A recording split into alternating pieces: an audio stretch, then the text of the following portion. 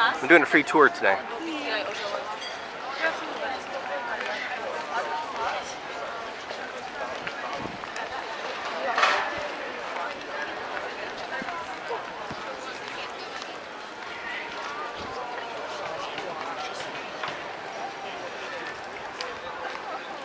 And this is in Prague.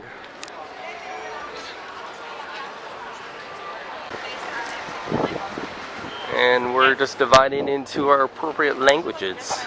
You know, Spanish, Portuguese, German, French.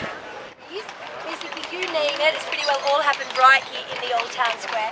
Art, happenings, exhibitions, revolutions, executions, the list goes on and on. Just in the last 22 years since I arrived, things in the square have changed a lot. Because when I came here to live in January 1991, there was seriously no tourists in the square at all. There were just a few locals walking around the place, and very few of those.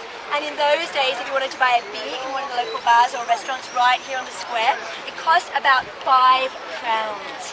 Which would be like today the equivalent of about 20 euro cents. So like the good old days, just after the fall of communism when everything was dirt cheap here, Prague was definitely... I'm on the free tour and I just found out that 70% of people that live in Prague are atheists. And it's funny because they have beer in some of these churches when you go up to the altar.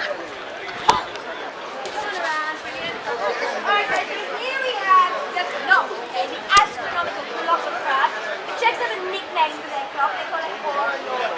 Now the oldest part of the clock is from the year 1410, but a lot of the Gothic details on the clock were added later. For example, if you look at the top dial, that's the astronomical dial. On either side of the dial, there are 2 little men, okay? They represent 4 vices, and they were added to the clock in the 17th century, and they really represent the prejudices of the day. For example, first vice. The man up here looking into a mirror represents the vice of... What's the vice? Vanity. Next to him we have a guy holding a bag of money. It's a money lender, and it represents the vice of... Greed. See, it used to be a little Jewish money lender. He used to have a little pointy Jewish beard. Now the beard was removed, and you may like to think, it was removed because it was politically incorrect. No. It was removed because the communists felt it looked like a caricature of Karl Marx. That is why there is no beard. I mean, it's true that Karl Marx was Jewish, but he definitely did not have a pointy beard, so I'm not sure about that. Up here we have Death. I'll tell you why Death's there holding the string in a minute. Next to Death we have another bearded man. Can you see him up there playing a musical instrument on the other side over there?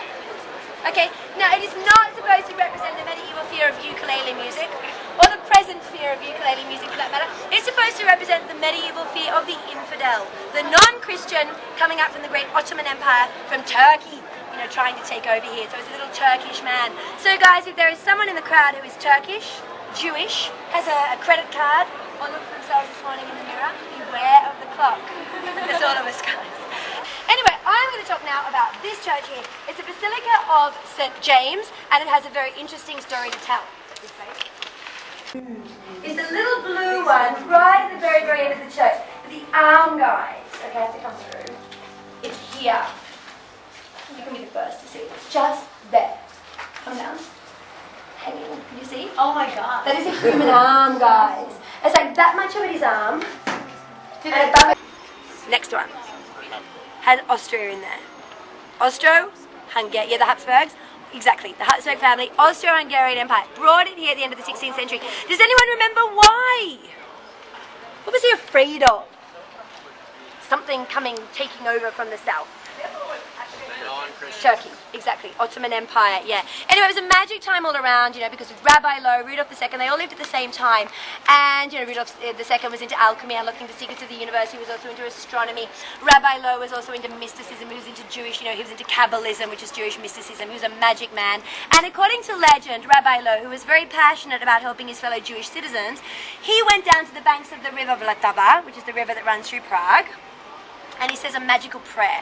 And as he says this prayer, this being sort of rises from the ground. Supposed to be made up of the 4 elements, wind, water, fire, and earth. So a big sort of like clay man, larger than life, doesn't have life yet though, but has a hole in his head. So the legend went on to say the rabbi wrote the word of truth on a piece of paper, a very sacred word in Hebrew, emet, writes it on a piece of paper, wraps it up and puts it in the hole in the golem's head, and the golem comes to life. And the golem does what he's supposed to do, protect the Jewish people. If anyone in the Jewish quarter feels in any way threatened, they call golem, and the golem comes, no questions asked, he's there straight away. I was talking about music in Prague. This is the Rudolfinum, and this is the home of the Czech Philharmonic. This is another amazingly wonderful place to see a concert. Okay, beautiful, beautiful Dvořák Hall, that's absolutely gorgeous.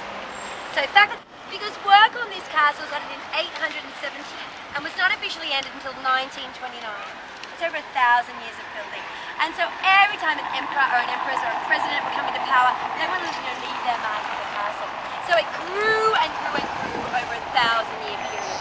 So the Americans say, look, prior to this liberation mission, our boss Roosevelt sat down with the Russian boss Stalin, and a demarcation line was drawn from north to south, all the way through Europe, literally cutting Europe down the middle in half.